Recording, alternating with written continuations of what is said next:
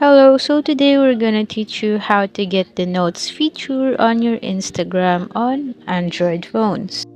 So let's start it by opening our Instagram app. So the notes feature are accessible through here the messages. So let's click our profile.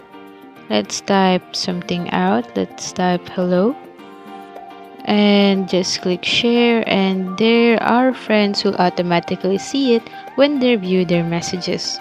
So if this does not show up on your phone or on your account, just head over to your profile, then click the menu, click settings, then head over to privacy and click the activity settings. Here just scroll it down.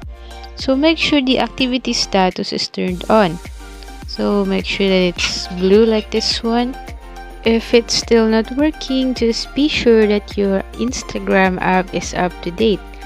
So another way here is to just uninstall the app and then reinstall it afterwards. Then you can check if the notes feature is already working for you. So that's it for showing you how to use the notes feature on the Instagram app. Thank you for watching.